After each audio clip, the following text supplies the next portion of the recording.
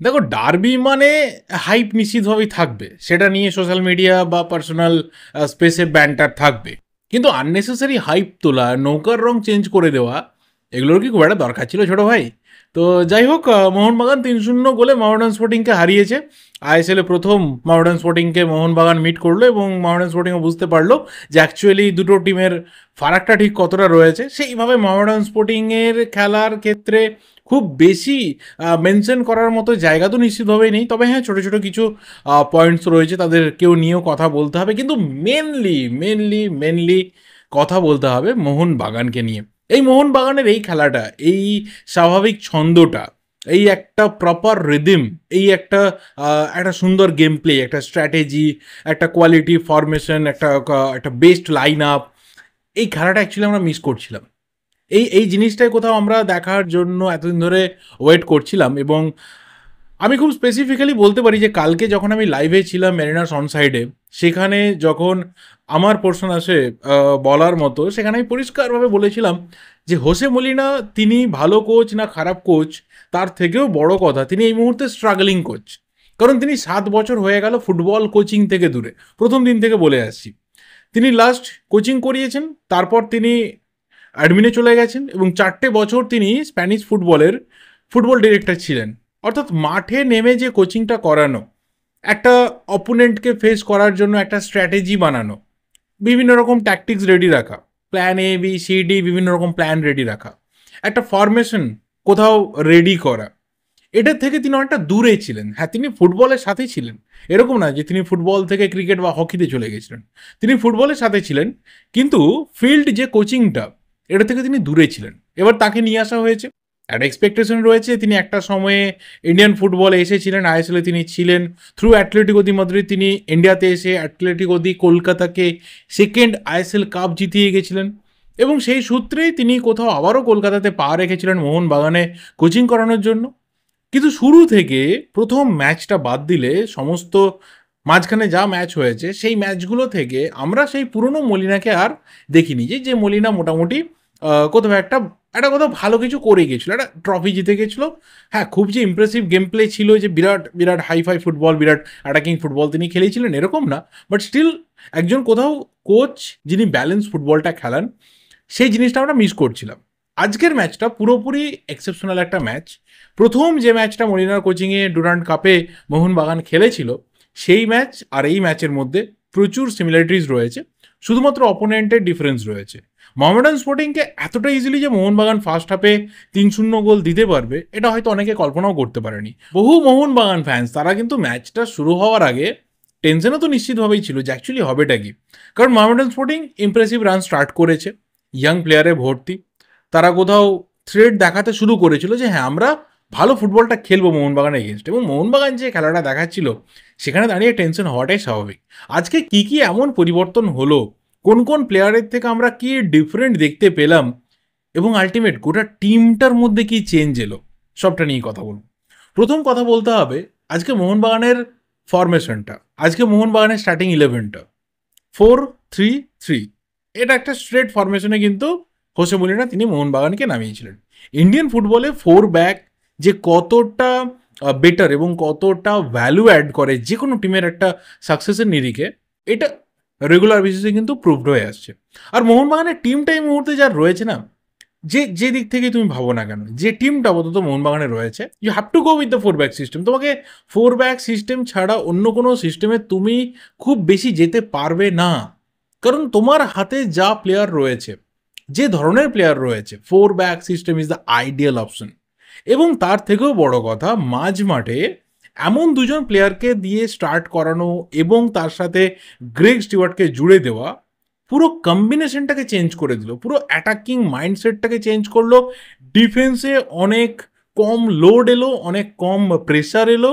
And finally যা stats check করলাম একদম শেষকালে, যে ভিজাল কাইত, তাকে খুব বেশি কিছু করতেই হয়নি, বিশেষ কিছু করতে হয়নি, খুব কিছু সামান্য সময়ের কিছু কাজ ছাড়া সেইভাবে কিচ্ছু করতে হয়নি। তার কারণ একটাই, যে ডিফেন্স লাইনটা পুরোপুরিভাবে অক্ষত ছিল। সেইভাবে মোহামেডান স্পোর্টিং খুব বড় ধরনের থ্রেট নিয়ে আসতে পারেনি, যেখানে দাঁড়িয়ে ডিফেন্সটা কেঁপে যাবে, যেটা লাস্ট ম্যাচ অবধি হয়েছিল।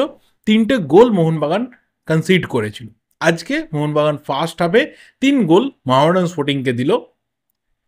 ফার্স্ট 11টা কোথাও ভীষণ বড় ইম্পর্টেন্ট রোল প্লে করেছে, এবং তার থেকেও বড় কথা যে প্লেয়ারকে যে রোল দেওয়া হয়েছে, যাকে যে কাজটা করতে বলা হয়েছে, আজকে সেই প্লেয়ার সেই কাজটা করেছে। আমি কালকে লাইভে আর একটা জিনিস মেনশন করেছিলাম ওখানে, যে হোসে মলিনা তিনি কিন্তু তার ফরমেশন খুঁজছেন, তার বেস্ট লাইন আপটা খুঁজছেন। আজকে তিনি সেটা পেয়ে গেছেন, আজকে তিনি সেটা পেয়েছেন। এই লাইন আপকে নিয়ে যদি আবারও খুব বেশি কাটাছেঁড়া করা হয় তাহলে আবার সমস্যা রয়েছে। এই লাইন আপটা মোহনবাগানের জন্য আপাতত, যতক্ষণ না এই লাইন আপটা কোথাও গিয়ে কিছু নেগেটিভ শো করতে পারছে আমাদের সামনে, ততদিন অবধি এই লাইন আপটা মোহনবাগানের বেস্ট লাইন আপ, যেখানে 4 ব্যাক সিস্টেম খেললে আশিস আর শুভাশিস ছাড়া আর কোনো অপশন নেই। ডবল সেন্টার ব্যাকে 2জন বিদেশি সেন্টার ব্যাক, একদম পারফেক্ট চয়েস রয়েছে। সেন্ট্রাল ডিফেন্সিভ মিডফিল্ডে আপুইয়া ভীষণ ওয়ার্কলোড নিয়েছে, থাপা একটা ফ্রি রোল পেয়েছিল, ইউ ক্যান গো এভরিওয়্যার, পুরো মাঠটা তোমার, মলিনা দিয়ে দিয়েছিল। গ্রেগ স্টিওয়ার্ট ভাই অন্য লেভেল, জাস্ট আজকে অন্য লেভেলে ফুটবলটা খেলেছে। ওই আধ ঘন্টার মধ্যে মোহামেডান স্পোর্টিংকে শুইয়ে দিয়ে চলে গেছে একার হাতে। আরও গোল করতে পারতো, আরও গোল করাতে পারতো। ফার্স্ট হাফেই আমি এক্সপেক্ট করেছিলাম তার 5টা গোল হয়ে যাবে, যা খেলা হচ্ছিল, যেভাবে খেলা চলছিল। সেকেন্ড হাফে যা সুযোগ নষ্ট হয়েছে, আসছি পরে সেসব বিষয় নিয়ে। আরও গোল হতে পারতো। এই ম্যাচটা 3-0 ম্যাচই না, এই ম্যাচটা 3-0 ম্যাচ না, এই ম্যাচটা 3-0 মানে এখানে প্লেয়ারদের হয়তো রিগ্রেট ফিল হবে যে এই ম্যাচটা 3-0 কি করে হতে পারে। এই ম্যাচটা অন্তত 5-6-0 ম্যাচ হওয়া দরকার ছিল, যা মোহনবাগান ফুটবলটা খেলেছে। অ্যান্ড স্পেশালি 3জন ফরওয়ার্ডে মনভীর, লিস্টন, সেই পুরনো ছন্দ, সেই পুরনো উইং দিয়ে স্পিড, সেই অ্যাকিউরেসি, সেই বল বাড়ানো। হয়তো কিছু কিছু ক্ষেত্রে আমরা লিস্টন এবং মনভীরের কিছু সিলি মিস্টেক দেখেছি, যেখানে হয়তো একটু সেলফিশ না হয়ে একটু বাকি প্লেয়ারদেরকে, নিজের টিমমেটদেরকে বলটা বাড়াতে পারতো, কিছু কিছু ক্ষেত্রে একটু একটু ঠান্ডা মাথায় পাস বাড়াতে পারতো, সেটা আমরা মিস করেছি। বাট ওভারঅল যদি পারফরমেন্সকে আমি এখানে দেখি, তাহলে দেখবো সেই পুরনো লিস্টন মনভীর আমাদের কাছে ফিরে আসছে। অ্যান্ড স্পেশালি কথা বলতে হবে জেমি ম্যাকলারেনকে নিয়ে। সিরিয়াসলি বলছি, বহুদিন পর একটা টপ নচ নাম্বার 9 দেখতে চলেছি ইন্ডিয়ান ফুটবলে। কালকে এটা নিয়েও কথা বলছিলাম, জিজ্ঞাসা করা হয়েছিল আমাকে যে কামিংস অর ম্যাকলারেন। আমি উত্তর দিয়েছিলাম যে ম্যাকলারেনের খেলা এখনো অবধি ফুল ম্যাচে দেখিনি, যতক্ষণ না দেখছি বলতে পারছি না, যখন দেখবো তখন তাকে নিয়ে নিশ্চিতভাবে ডিটেলসে কথা বলে। তার আগে অবধি আপাতত কামিংস যেহেতু পারফরমেন্স করেছে, লাস্ট সিজনে এত গোল করেছে, এই সিজনেও গোলের মধ্যে রয়েছে, I will choose Cummins. But আজকের পর থেকে খুব টাফ হয়ে গেল যে গিভেন ডেতে কামিংস অর ম্যাকলারেন কি করবে মলিনা। দুটো প্লেয়ারই কিন্তু আপাতত নাম্বার 9 পজিশনে নিজেদের জাত চিনিয়ে দিয়েছে। তো দেখা যাক, এই কম্পিটিশনটা কিন্তু নিশ্চিতভাবেই টিমকে মাইলেজ দিতে বাধ্য।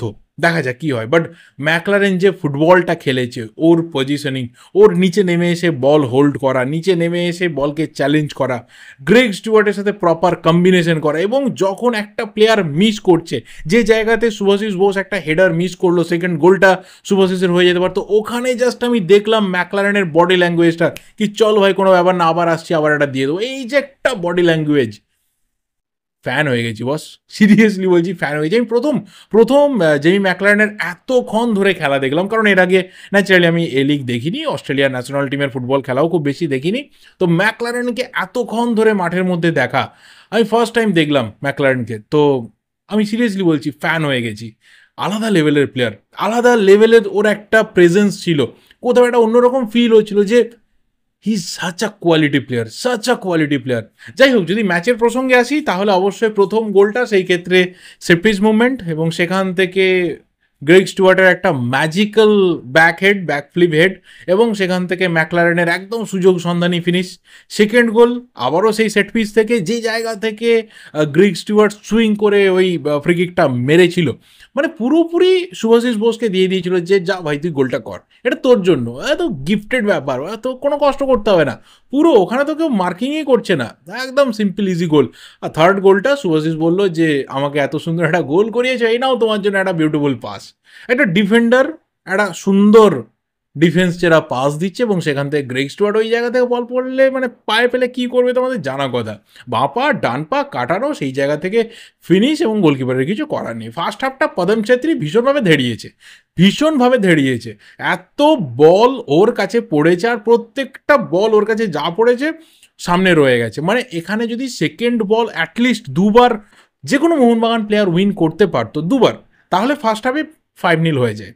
আমি একটা বলও মনে করতে পারছি না যেখানে পদম ছেত্রী বল রিসিভ করতে পেরেছে, বল ক্লিয়ার করতে পেরেছে। ম্যাক্সিমাম যা ওর সামনে বল পড়েছে ও সামনে ফেলে রেখে দিয়েছে। ম্যাক্সিমাম বলটা কিন্তু রিবাউন্ডে যদি মোহনবাগানের প্লেয়ার অন্তত দুবার টাচ প্রপারলি করতে পারতো 5-0 হয়ে যেত। বাট সেকেন্ড হাফে পদম ছেত্রী অনেক বেটার ফুটবল খেলেছে এবং সেই কারণেই কিন্তু অনেক চেষ্টা করেও আর 4 নম্বর গোলটা আসেনি। ওখানে কোথাও পদম ছেত্রী ভালো ফুটবলটা খেলেছে এবং মোহামেডানের ডিফেন্স কিছুটা ইমপ্রুভ করে নিয়েছিল।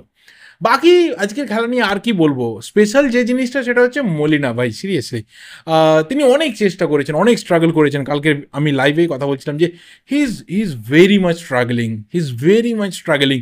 যে স্ট্রাগলটা উনি করছিলেন, উনি ফার্স্ট 11 প্রপারলি পাচ্ছিলেন না, উনি প্রপার ফরমেশন সাজাতে পারছিলেন না, উনি পুরো খাচ্ছিলেন যে অ্যাকচুয়ালি কীভাবে আমি এই টিমটাকে খেলাবো।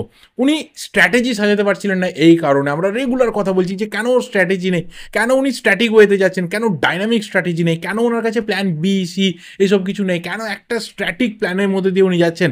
আজকে দেখা গেল যে না, অ্যাকচুয়ালি উনি যে রিদিমটা খুঁজতে চাইছিলেন, যে কোথাও একটা প্যাটার্ন অফ ফুটবল তিনি খুঁজতে চাইছিলেন, আজকে তিনি পেয়েছেন। একটা সময় ছিল যে 2016-তে উনি যখন এসেছিলেন বা বিভিন্ন জায়গাতে উনি যখন কোচিং করিয়েছেন, নামের পাশে ডিফেন্সিভ কোচ ট্যাগ হয়ে গেছিলো। বাট কিরচি এফসিতে উনি যখন ছিলেন, উনি অ্যাটাকিং ফুটবল খেলেছেন, এফসি কাপে আমরা সেটা দেখেছি। কিন্তু ইন্ডিয়ান ফুটবলে উনি এসে কিন্তু আইএসএলে দেখিয়েছিলেন যে উনি ভীষণ রকমের ডিফেন্সিভ একজন কোচ। কিন্তু দেখা গেল আজকের ম্যাচটা বা এর আগেও অন্যান্য ম্যাচে দেখা গেছে অ্যাটাকিং ফুটবল খেললে মলিনার সিস্টেমটা কত বিউটিফুল লাগে। উনি পাসিং ফুটবলের উপর জোর দেন, উনি প্লেয়ারদের ওয়ান টাচের উপর জোর দেন, উনি অনেক বেশি করে খুব ঠান্ডা মস্তিষ্কের প্লেয়ারদের যে একটা কোথাও ডেভেলপমেন্ট, উনি সেই জায়গাটাকে জোর দেন যে প্লেয়ারদের মাথাটা অনেক ঠান্ডা রাখতে হবে। এবং সেখানে তিনি বরাবর এই জিনিসটা দেখাতে চেষ্টা করেছেন কিন্তু পারেননি। আজকে সেটা পুরোপুরি দেখা গেল যে না, অ্যাকচুয়ালি মলিনা এটা চাইছিলেন দেখাতে, আজকে দেখা গেল। এবং এটা কোথাও মোহনবাগান ফ্যান্সরা অনেক বেশি করে চাইবে যে এর পরের ম্যাচটা দেখাতে, কারণ পরের ম্যাচটা ইস্টবেঙ্গলকে ফেস করবে, যে East Bengal already back to back 4টে আইএসএল ম্যাচ হেরে বসে রয়েছে। ওভারঅল দেখতে গেলে 6টা ম্যাচ হেরে দেওয়ালে পিঠ ঠেকে গেছে। কে দায়িত্ব নেবে না নেবে সিরিয়াসলি এখনো অবধি কিচ্ছু বোঝা যাচ্ছে না। যার হাতেই দায়িত্ব থাক না কেন, এই 6টা ব্যাক টু ব্যাক লস থেকে ফিরে আসে বা 4টে আইএসএল লস থেকে ফিরে এসে মোহনবাগানকে এই জায়গা থেকে বেগ দেওয়া এতটা ইজি না। কিন্তু মোহনবাগান ফ্যান্সরা বসে থাকবে এটা দেখার জন্য যে যে খেলাটা মোহামেডান স্পোর্টিংয়ের এগেনস্টে হয়েছে সেটা হয়তো জাস্ট ছিল ট্রেলার, আভি পিকচার বাকি হ্যায় মেরে দোস্ত, সেটা হয়তো আসল ডার্বির দিনকে আমরা দেখতে পাবো। যদি মোহামেডান স্পোর্টিংয়ের ব্যাপার নিয়ে কথা বলি তাহলে আমি বলবো দুটো প্লেয়ারের কথা, জাস্ট দুটো প্লেয়ারের কথা। এক হচ্ছে Padam Chhetri for the second half, ভালো খেলেছে, কিছু কিছু ভালো সেভ করেছে, আদারওয়াইজ হয়তো আরও গোল হতে পারতো। আর সেকেন্ড প্লেয়ার হচ্ছে রেমসাঙ্গা। সিরিয়াসলি প্লেয়ারটা খুব ভালো, নিজের একার দক্ষতায় বেশ কিছু চেষ্টা করছিল, আদারওয়াইজ অন্য কোনো প্লেয়ার কাছে খুব একটা চোখে পড়েনি। তার এটাই রিজন যে মোহনবাগান ডিফেন্স, শুভাশিস বোস খুব একদমই পারফেক্ট ওয়েতে হয়তো ম্যান অফ দ্য ম্যাচ হয়েছে। গ্রেগ স্টুয়ার্টকে দিলেও বলার কিছু থাকতো না। 3টে গোলের পেছনে ওরই কন্ট্রিবিউশন, 3টে গোলের পেছনে গ্রেগ স্টুয়ার্ট রয়েছে, 2টো অ্যাসিস্ট 1টা গোল। ওকে দিলেও কিছু বলার থাকতো না, কিন্তু শুভাশিসকে দেওয়া হয়েছে 2টো রোলের জন্য, এক হচ্ছে অ্যাসিস্ট, গোল, এই দুটো যেমন রয়েছে গোল কন্ট্রিবিউশন এবং তার সাথে হচ্ছে ডিফেন্সিভ কন্ট্রিবিউশন। আজকে রক সলিড থেকেছে আজকে শুভাশিস বোস এবং টম অলরেড, অ্যালবার্তো রড্রিগেজের ডাবল সেন্টার ব্যাকের যে জুটি, এই জুটি কিন্তু ভাই সলিড জুটি রয়েছে। আমি জানি না আগামী দিনে নুনো রেইস রেজিস্ট্রেশন হবে কি না, কার পরিবর্তে হবে, কি হবে না হবে, এখন কিচ্ছু জানি না। ডিসেম্বর অবধি আমার মনে হয় না যে খুব একটা ভাবার কারোরই দরকার আছে বলে, ততদিন অবধি এনজয় করে নাও এই ফুটবলটা থাকলে, ব্যাস, এর বেশি আর কিছু না। প্রত্যেককে নিয়ে অলমোস্ট বোধহয় কথা বলে ফেললাম। অনেকদিন পর চোট কাটিয়ে আমরা আশিক কুরুনিয়ানকে ফিরতে দেখেছি, ভালো কিছু রান নিতে দেখেছি, তবে আরও কিছুটা ফিটনেসের ইমপ্রুভমেন্ট দরকার রয়েছে, খুব স্বাভাবিক ব্যাপার এতদিন পর ফুটবলে ফিরে আসা। মাঝখানে হঠাৎ করে তাকে একটা ম্যাচে নামিয়ে দেওয়া হয়েছিল, সেটা যে ভুল সিদ্ধান্ত ছিল প্রমাণ হয়েছে মাঝখানে। তো হয়তো ওই ম্যাচটাতে না নামলে আমরা আরও ফ্রেশ, আরও এনার্জেটিক, আরও স্পিডি, আরও অ্যাকিউরেট আমরা আশিক কুরুনিয়ানকে দেখতাম। তো প্রচুর প্রচুর কিন্তু প্রবলেম ছিল, সেটা আস্তে আস্তে আস্তে আস্তে সলভ হচ্ছে। তো ডেডলাইন ডে ছিল 5th অক্টোবর, ডেডলাইন ডে ছিল। আর বলেছিলাম এই রাত্রির মধ্যে কিন্তু বাংলার ফুটবল ভাগ্যাকাশের কি থাকবে ওয়েদার আমরা জানি না। সেই ওয়েদার কিন্তু আপাতত মোহনবাগানের জন্য পুরোপুরি ক্লিয়ার। আপাতত মেঘ নেই, ঝকঝকে রোদ উঠেছে। উল্টো দিকে ইস্টবেঙ্গলের জায়গাতে পুরোপুরি কালো মেঘ রয়েছে, বৃষ্টি পড়ছে। জানি না সেই জায়গা থেকে ইস্টবেঙ্গল কবে বেরোতে পারবে। মোহনবাগান বেরিয়ে আসতে পারলো। আর মোহামেডান স্পোর্টিংয়ের হারানোর কিছু নেই। মোহামেডান স্পোর্টিং প্রথম সিজনে এসেছে, পরীক্ষা নিরীক্ষা সমস্ত কিছুর মধ্যে দিয়ে যাবে, সাস্টেনেবিলিটির রাস্তা খুঁজবে, তারপরে মোহামেডান স্পোর্টিং হয়তো প্রপার রিদিমে ধরা দেবে। কিন্তু মোহনবাগান এবং ইস্টবেঙ্গলকে নিয়ে আমাদের প্রত্যাশা এবং অবশ্যই একটা আলাদা রকম এক্সপেকটেশন অলওয়েজ থাকে, সেটা রয়েছে। দেখা যাক কী হয়। তো আজকের এই জয়টা মোহনবাগানের জন্য ভীষণ ভীষণ ভীষণভাবে দরকার ছিল। তার থেকে বোধহয় বেশি দরকার ছিল হোসে মলিনার জন্য, এবং তিনি সেটা করতে পেরেছেন, হাঁপ ছেড়ে বেঁচেছেন। আজকের রাতটা তার জন্য ভালো ঘুম হবে, মোহনবাগান জনতার খুব ভালো ঘুম হবে। দেখা যাক বাকি দিনগুলো কেমন কাটে, কারণ একটা লম্বা গ্যাপ রয়েছে, মাঝখানে পুজো রয়েছে, ইন্টারন্যাশনাল ব্রেক রয়েছে। আমরা ভিয়েতনাম যাচ্ছি খেলতে, ভিয়েতনামে একটাই ম্যাচ হবে এবং সেই ম্যাচটা ভীষণ ইম্পর্টেন্ট হতে চলেছে। তখন সেগুলো নিয়ে কথা বলা যাবে, মাঝখানে আরও অনেক কিছু বিষয় নিয়ে ভিডিও আসবে। এই ভিডিওটা এবার এই অবধি। ভালো লাগলে লাইক করো, কমেন্ট করো, শেয়ার করো। দেখা হবে পরের ভিডিওতে। Till then subscribe the channel যদি নতুন হয়ে থাকো। আর যদি কিছু পয়েন্ট মিস করে গিয়ে থাকি, এদিক ওদিক যদি কিছু হয়ে গিয়ে থাকে, তাহলে অবশ্যই সেটা ধরিয়ে দিও। দেখা হবে পরের ভিডিওতে। Thank you, good bye and good night.